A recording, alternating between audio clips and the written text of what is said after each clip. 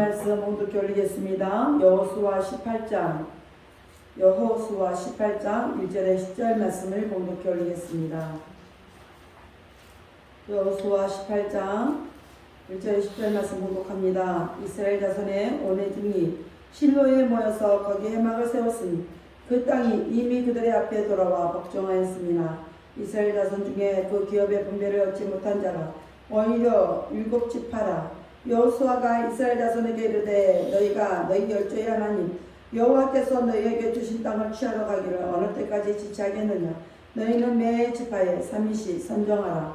내가 그들을 보내리니 그들은 일어나서 그 땅을 두루 다니며 그 기업에 상당하게 그려가지고 내게로 돌아올 것이라.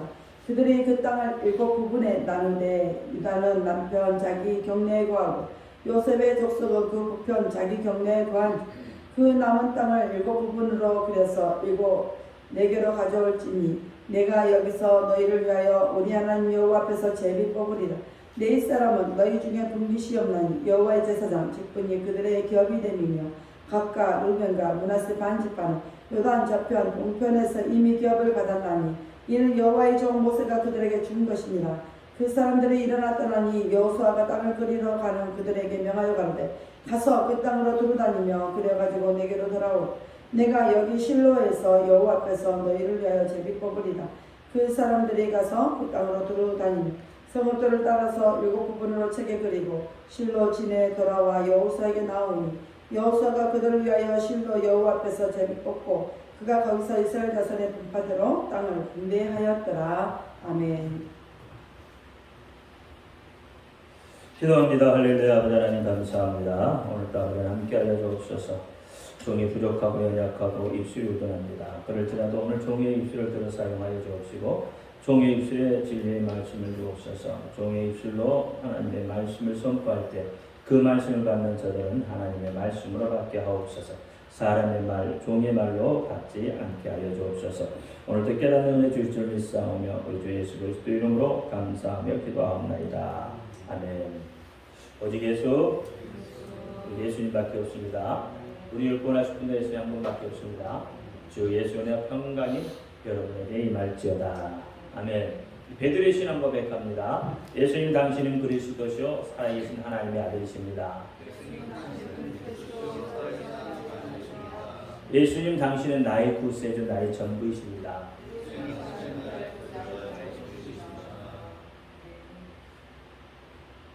아멘. 오늘 제목은 인생의 밑그림입니다. 따라합니다. 인생의 밑그림. 제가 말씀을 준비하면서 모세를 많이 한번 생각해 봤습니다. 모세는 세상적으로 보면 성공한 사람일까요? 실패한 사람일까요? 모세는 인생의 밑그림을 잘 그린 사람일까요? 아니면 망친 사람일까요? 모세는 세상적으로 남부럽지 않는 그런 조건과 환경을 가졌습니다. 애굽의 노예의 자녀로 태어나서 왕궁의 모든 교육을 잘 받은 그런 사람이잖아요.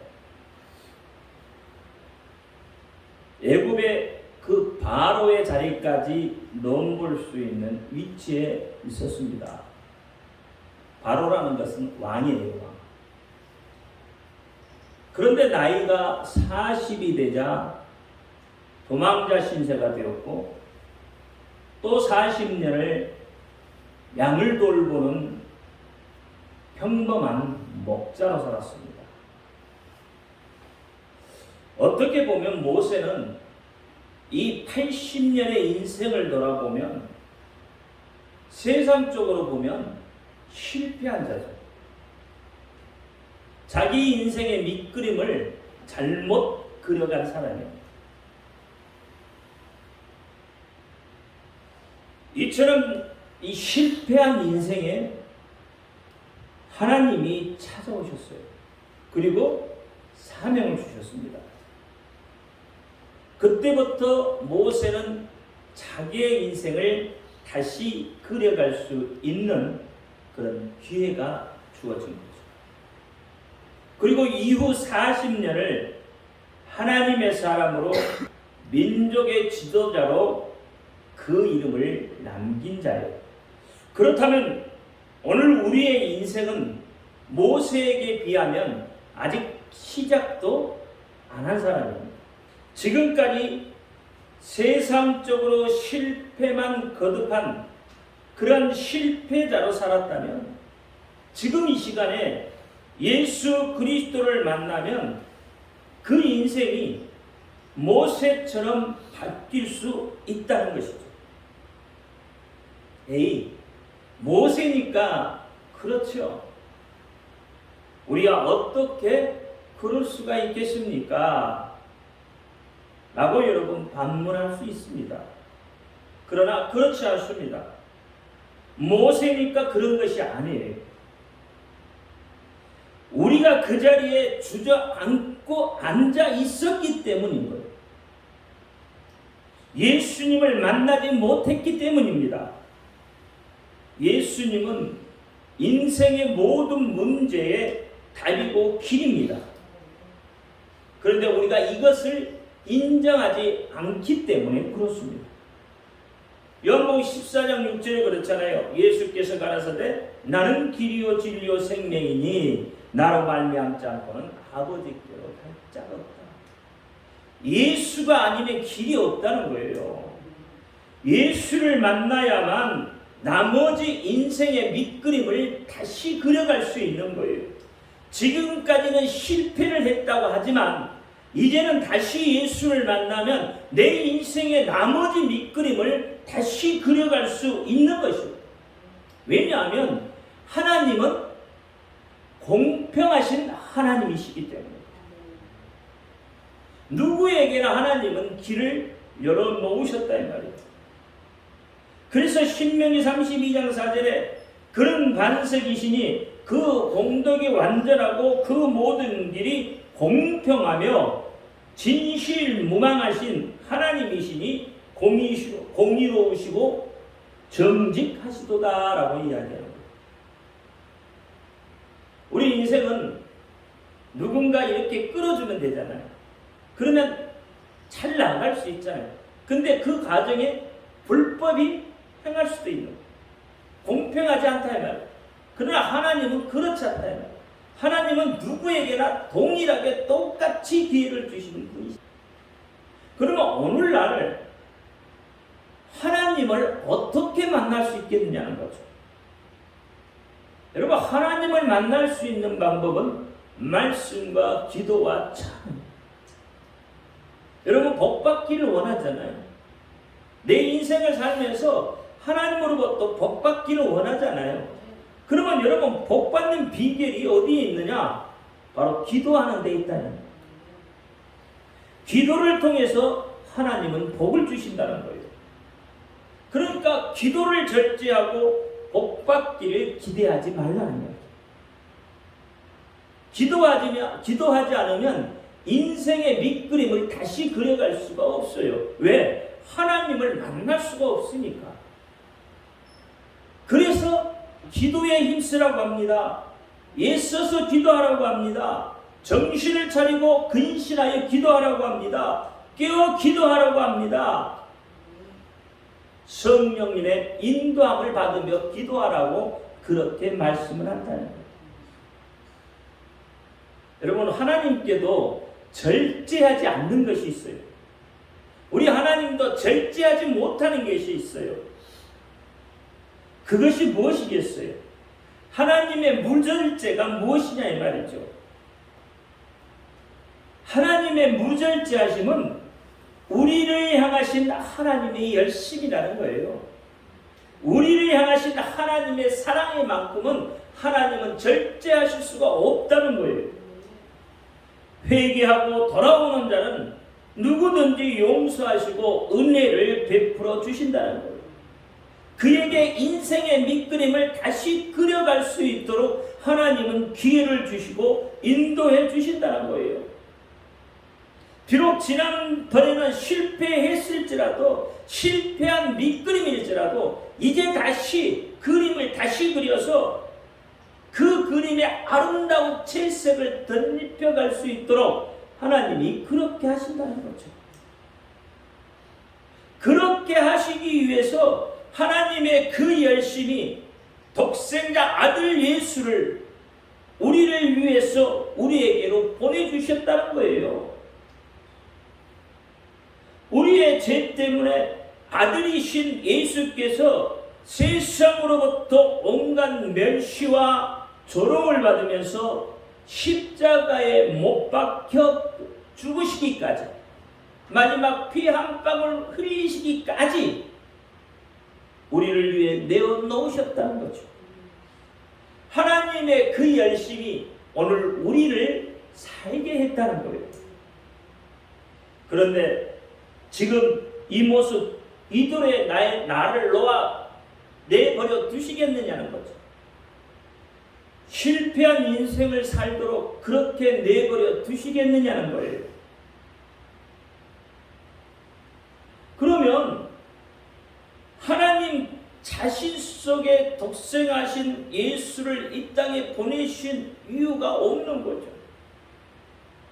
우리를 살리려는 그 하나님의 열심이 무슨 소용이 있겠느냐는 거예요. 그러니까 하나님의 눈동자는 언제나 우리를 향하여 놓여 있다는 겁니다. 그대로 내버려 두시지 않는다는 거예요. 다시 일으켜 세워주시겠다는 거예요. 그게 하나님이 우리를 향하신 열심이라는 거예요. 여러분, 갈렙은 인생 85세에 이 산지를 내게 주옵소서라고 했어요. 여러분, 인생 80이면 오늘날로 보면 인생 쫑난 거예요. 미래를 바라볼 수 없잖아요. 사람이 나이를 먹으면 더 어떻게 해요? 좁아진다고 해요. 생각도 좁아지고 걱정도 많아지고 두려움도 많아진다고 해요. 근데 갈렙은 85세에 이 산지를 내게 달라고 한 거예요. 그 산지가 여러분 쉬운 산지가 아니라는 거예요. 평지가 아니란 말이에요. 산지예요, 산지. 근데 그 땅은 넷피림의 자손인 아낙 자손이 살고 있는 견고한 성읍이라고 본문에서 말하고 있는 거예요. 그럼에도 그는 믿음으로 그 땅을 취할 수 있었다는 거예요. 그러니까 나이가 문제가 아니라는 거예요. 하나님의 사람은 나이가 문제가 아니에요. 하나님의 사람은 언제든지 하나님이 인도하시기만 하면, 하나님이 도와주시기만 하면, 하나님이 내게 인생의 밑그림을 그려가라고 말씀만 하시면 얼마든지 가능하다는 거예요. 여호수아 14장 12절에 그날에 여호와께서 말씀하신 이 산지를 내게 주소서. 당신도 그날에 들으셨거니와 그곳에는 아낙 사람이 있고 그 성읍들은 크고 견고할지라도 여호와께서 혹시 나와 함께 하시면 내가 필경 여호와의 말씀대로 그들을 쫓아내리라. 여호와께서 함께 하시면요, 내 마음대로 내 뜻대로 내 생각대로 하는 것이 아니라 여호와 하나님께서 함께 하시면, 다시 이야기하면 오늘 예수 그리스도가 나와 함께 하면 못 이룰 것이 없다는 거죠. 갈렙은 85세 나이에도 인생의 밑그림을 그려갔다는 말입니다. 우리의 삶은 참으로 마음먹은 대로 뜻대로 되지 않잖아요. 어려우면 어려워서 못해 먹겠다고 하고, 불평하고 힘들면 힘들어서 죽겠다고 아우성 칩니다. 그러면 잘 되면요, 잘 되면 잘 되는 대로 더 앞으로 나아가려고 하지 않고 현실에 안주해 버리는 것이 우리 사람의 문제, 우리 인생의 문제란 말이에요. 우리 삶 속에 예수님께서 찾아오셔서 다시 일어서기를 원하고 있단 말이에요. 다시 일어나기를 원하고 계시단 말이에요. 다시 살려주기를 원하고 계셔요. 그러면서 네 인생을 다시 밑그림을 그려가라고 말씀을 하고 있다는 거예요. 그 기회를 주신다고 말씀을 하고 있는 거예요. 여러분, 오늘 본문 내용이잖아요. 하나님의 명령으로 가나안 땅을 점령하는 정복 전쟁이 한참일 때였습니다. 이스라엘 백성들은 싸움이라고 해본 적이 없는 그런 자들이죠. 왜냐하면 노예로 살았던 자들이잖아요. 그러니까 그들에게 있는 무기는 철기가 아니에요. 변면한 무기도 없어요. 그들의 무기는 오직 뭐였어요? 하나님 한 분밖에 없어요. 하나님 빽만 믿고 전쟁을 일으켜 나갔다는 거예요. 그런데도 이들은 가나안 정복을 시작했고 결국은 가나안을 정복하게 되었다는 말이에요. 그들에게 훈련받은 군사도 없었고 특별하게 어떤 그 능력 있는 장군도 없었어요. 그럼에도 그들은 오직 하나님 한 분만 믿고 전진해 나간 거예요. 그리스도인은 그런 거다 이 말이에요. 그리스도인은 세상을 보면서 살아가는 자들이 아니에요. 그리스도인은 우리의 대장 되신 예수 한 분만 믿고 앞으로 전진해 가는 거예요. 후퇴가 없다 이 말이에요.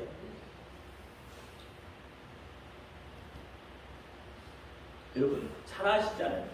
난공불락의 여리고 성도요, 에마디 함성 하나에 무너져 내렸고 심지어 그들이 기도할 때 하늘의 태양도 멈추었던 기적들이 일어났다 이 말이에요.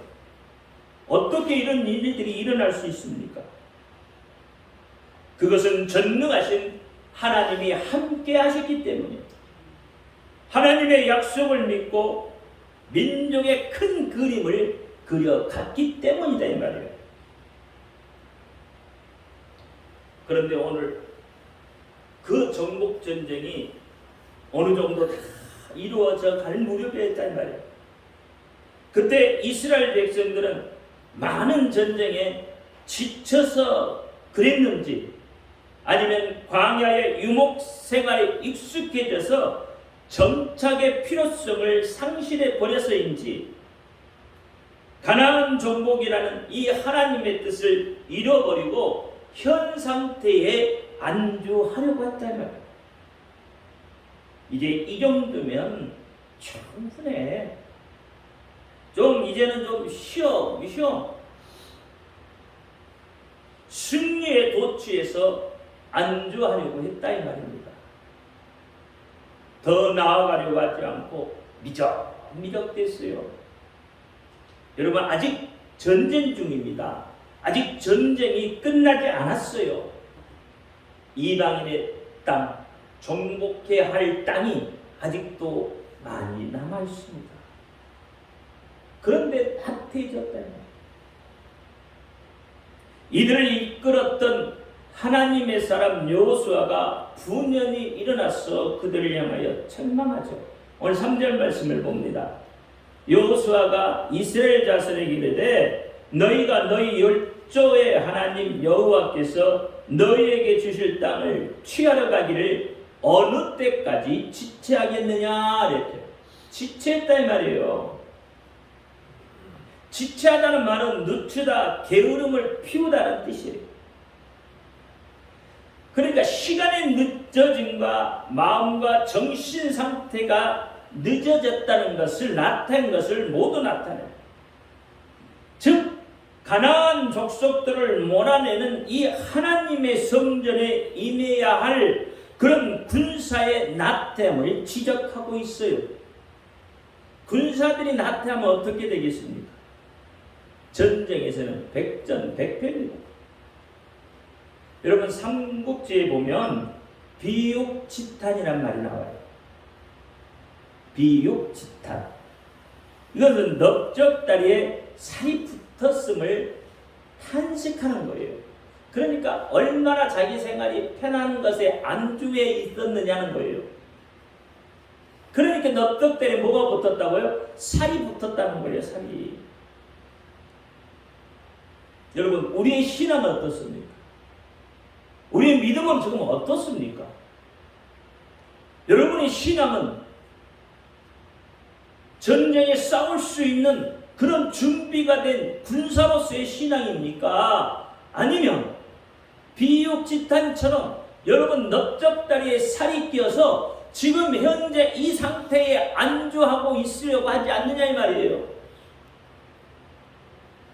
그러면 누구의 밥이 돼요? 마귀의 밥이 되는 거예요. 여러분, 마태복음 25장에 달란트의 비유가 나옵니다. 제가 말씀을 준비하면서 이 달란트의 비유하고 본문 말씀을 연결해 보니까 5달란트, 2달란트를 가진 자들이요, 그들이 그냥 가서 장사했겠어요? 주인이 맡겨준 그 돈을 어떻게 나는 이렇게 장사해서 이렇게 할 것이라는 어떤 그 밑그림을 그려갔을 거예요. 아무 계획 없이 한 게 아니란 말이에요. 하나님이 주시는 그 밑그림, 주인이 주시는 그 밑그림을 그려갔다는 거예요.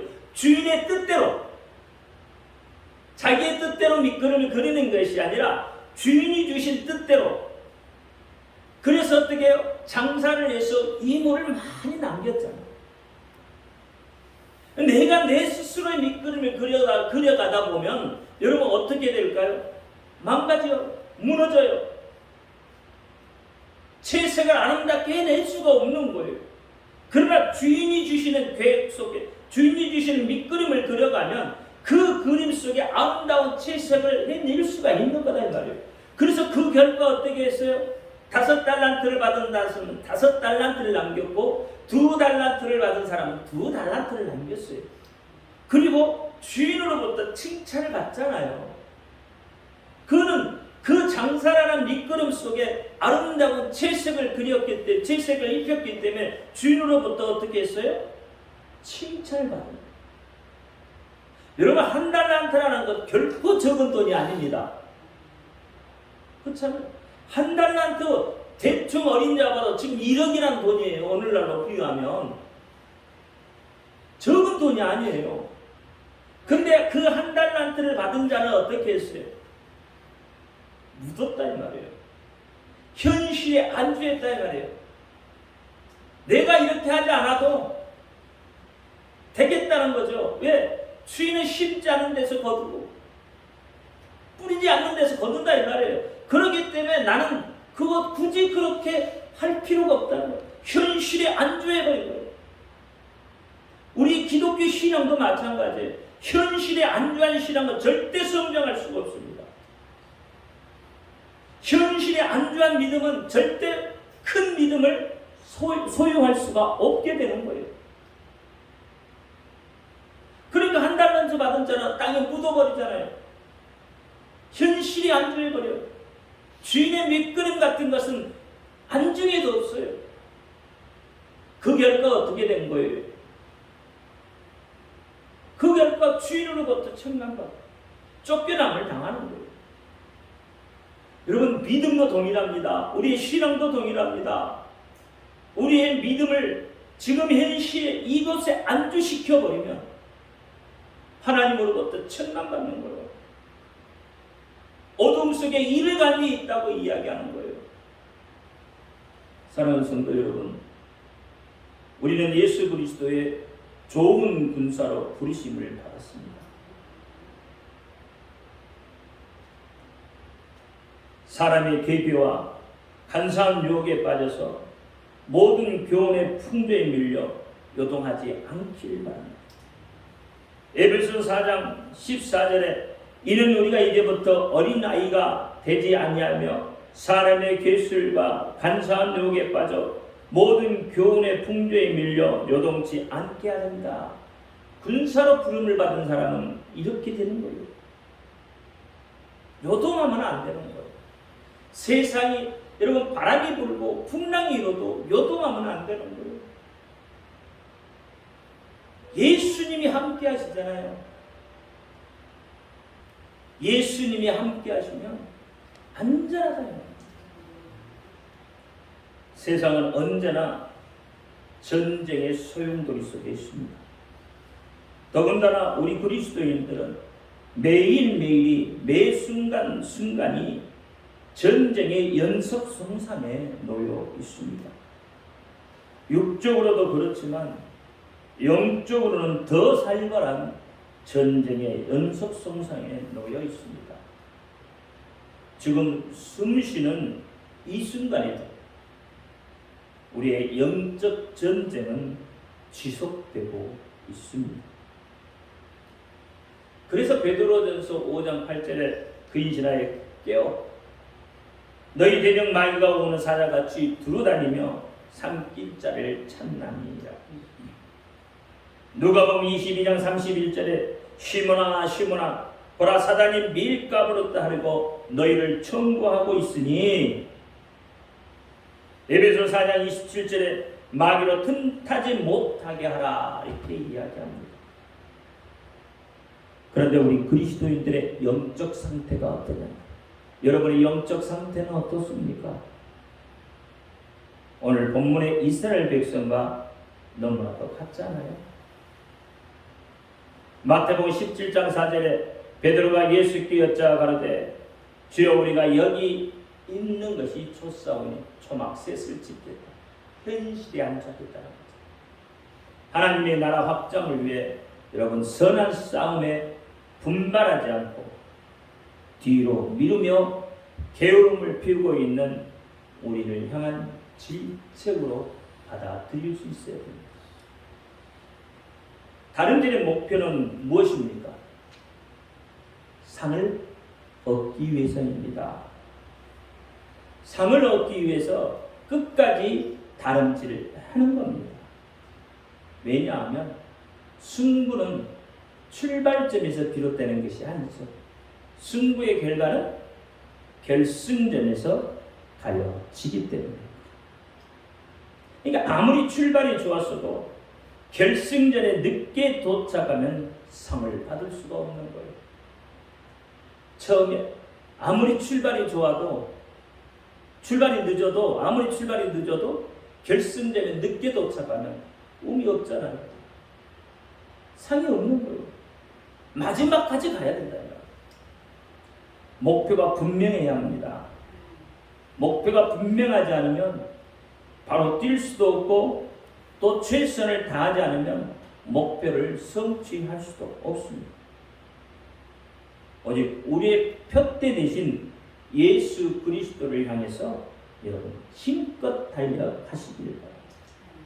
그래서 빌립보서 3장 14절에 표대를 향하여 예수 그리스도 안에서 하나님이 위에서 부르신 부르심을 상을 쫓아 가느니라. 이렇게 오늘 본문에서 여호수아가 아직 약속의 땅에 정착하지 못한 지파들에게 하나님께서 허락하신 땅을 취하러 가도록 독려합니다.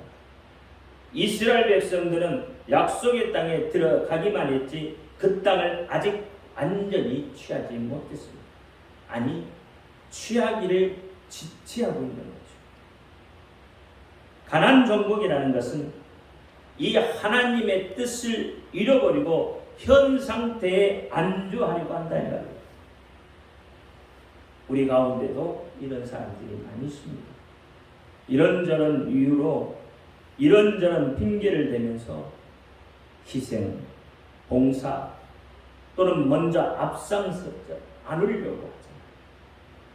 하나님의 명령을 어떤 이유로도 지체해서는 안 되는 겁니다. 그런데 우리는 우리의 상황과 현실에 따라서 자꾸 딜레이를 시키려고 자꾸 늦게 할 수만 있으면 안 하려고 하죠. 그렇잖아요, 여러분. 할 수만 있으면. 근데 하나님은 할 수만 있으면 하라고 그러잖아요.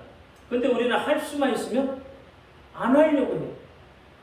그러니 영적 싸움에서 질 수밖에 없는 거예요. 그러니까 그 인생이 실패할 수밖에 없는 거예요. 여러분, 오늘 본문에 이 이스라엘 백성들을 본받으시면 여호수아가 그들을 향해서 말하는 것처럼 여러분 인생의 밑그림을 다시 그려와야 돼요. 오늘 본문에 그렇잖아요. 너희가 두루 돌아보라고 그러잖아요. 두루 다녀보라고 하잖아요. 그리고 어떻게 네가 직접 발로 가서 그려오라고 하는 거예요. 그냥 남의 소리 듣고 앉아있지 말라는 거예요. 그냥 현실에 앉아서 그냥 그렇게 하라는 게 아니에요. 네 발로 직접 가서 현실을 파악하고 모형을 그려가지고 오라고 하는 거예요. 그래야 여러분 그 인생이 바로 인생의 밑그림을 그려갈 수 있지 않겠습니까? 보지 않고 듣지 않고 그렇잖아요. 어떻게 여러분 인생의 밑그림을 그려갈 수 있겠습니까? 보시기 바랍니다. 들으시기 바랍니다. 직접 가서 현장에 가서 보시기를 바랍니다. 여러분 우리가 현장에 가서 볼 수 있는 게 뭐죠? 선교. 하나님 나라는 그렇게 이루어지는 거다 이 말이에요. 그냥 여기서 보내는 자나 가는 자나 동일한 상급이라고 생각하지 마시기 바랍니다. 물론 성경에는 동일한 생각이라고 하지만 그렇지 않아요. 왜 다르냐면 보는 것이 달라집니다. 그렇잖아요. 우리는 눈으로 보는 대로 눈으로 보는 대로.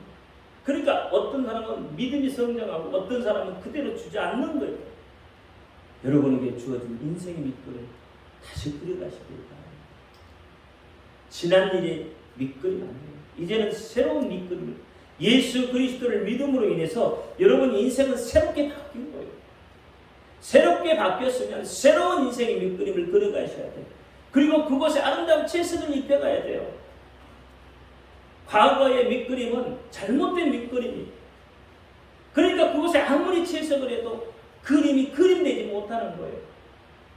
하나님의 뜻대로 주인이 원하는 대로 그런 인생의 밑그림을 그리시기를 예수의 이름으로 축원드립니다.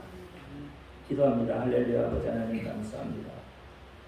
오늘 아버지 하나님 주신 말씀 기억하게 하시고 인생의 밑그림을 바로 그려갈 수 있도록 하나님 역사하여 주옵소서. 말씀을 보면 가룟유다는 그 인생의 밑그림을 잘못 그림으로 인해서 죄가 망신한 사람입니다. 사도 바울도 처음에는 인생의 밑그림이 잘못 그려졌지만 예수 그리스도를 만나거나 그 인생의 밑그림이 바뀌었고 아름다운 채색을 이루어갔습니다. 오늘 우리가 이 땅의 삶을 살면서 실패한 밑그림 속에 연연하지 않게 하시고 하나님이 주신 기회, 하나님이 주신 인생의 밑그림을 다시 그리고 아름다운 채색을 입혀갈 수 있도록 하나님 도우시고 역사하여 주옵소서. 우리 주 예수 그리스도 이름으로 감사하며 기도하옵나이다. 아멘.